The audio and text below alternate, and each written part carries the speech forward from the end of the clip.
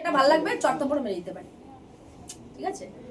বউ মালে পরে ওটা আসবে, ওটার ওর ধরে খেলাবো। আমার অনেক লোক আছে, আরো 2 গাড়ি আছে ওই পাশে।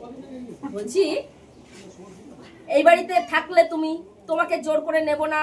বর বিদেশ থেকে আসবে, লিগ্যাল ভাবে যে ডিভোর্সটা হয় কোর্টে গিয়ে মিউচুয়াল ডিভোর্স ফাইল হবে, সই হবে, যাতে করে ভবিষ্যতে ওই ডিভোর্স পেপার দেখিয়ে ওই বরটা অন্য জায়গায় বিয়ে করতে পারে। গেল? মুখ দিয়ে বলো, জোরে বলো, করবে তো? তুমি অন্যায় করেছো তো? তোমার জামাইকে বিয়ে করে অন্যায় করেছো তো? তোমার মতন যেন কেউ না করে। বলো, আমার মতন যেন কেউ না করে। আমি পাপ করেছি, বলো। আমি পাপ করেছি, আমার মতো যেন কেউ না করে। হ্যাঁ, তোমার তো নরকে বাস হবে, তোমার তো নরকে বাস হবে। বুঝতে পেরেছো? এই যে তোমার বউয়ের প্রেমে তুমি লাট্টু হয়ে গেছো, এত ভালো কাজ করেছো, তোমার মাকেও এখন তোমার ভালো লাগছে না, তোমার মায়ের ভান্ডা ফুটা খাচ্ছ। কি বলে? ভান্ডা ফুটিয়ে দেবো তোর। হ্যাঁ, তুমি এত ভালো কাজ করেছো, মা এগুলো সহ্য করতে পারছে না। বউয়ের প্রেমে মাতোয়ারা হয়ে মাকে অত্যাচার করো না। আমরা যেন নেক্সট এই বাড়িতে না আসি। এই বোর জন্য বলছো তো? না না বলছো? পাড়ার মানুষ বলছে ওই যে কে হয় তোমার মা, যে তুই উল্টো পাল্টা আমার কলে আমার মাকে আমি বলবো না? পিসি হয় বলছে, তুমি সাধু বলছে আমার মা যেতে আমাকে উল্টো পাল্টা বলে আমি মাকে বলবো না? না, বলবে না।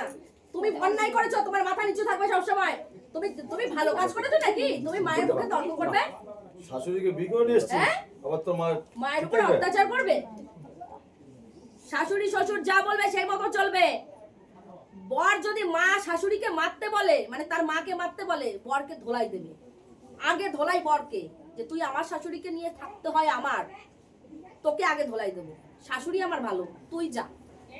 প্রত্যেকটা মহিলার, প্রত্যেকটা বইয়ের এই একটাই টেকনিক, শাশুড়িকে নিয়ে থাকতে হলে পরে বরকে, শাশুড়ির টান বেশি টানলে পরে বরকে সাইড করে দিতে হবে, শাশুড়িকে বেশি প্রাধান্য দিতে হবে। বুঝতে পেরেছো? সমাজটা পুরো গন্ধ করে দিয়েছো, নষ্ট করে দিয়েছো।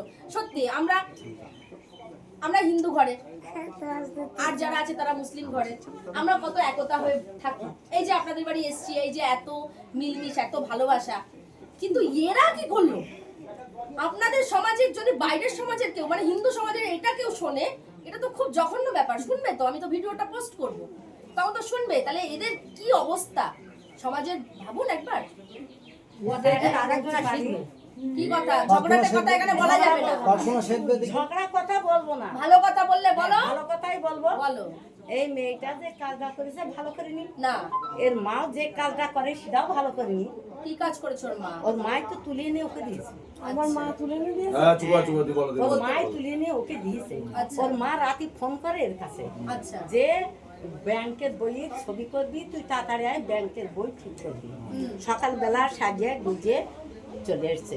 ও সাইয়ের পাশে, ওই সাইয়ের পাশে ওই তোমার ইয়ে ডাক্তারের, ওই যে শান্ত ডাক্তারের ওখানে ওই ম্যাডাম, ওই সাইয়ের পাশে। আর ম্যাডাম এসেছে, আর আমার নাতনির সাথে এসেছে, আমি আসবো আমাকে নিয়ে আসি। তখন ওই টিকিট কেটে চলে গেছে। আর আমার নাতনি ওর জিনিস একটাও কিনিনি, আমার নাতনির জিনিস এর ঘরে আছে।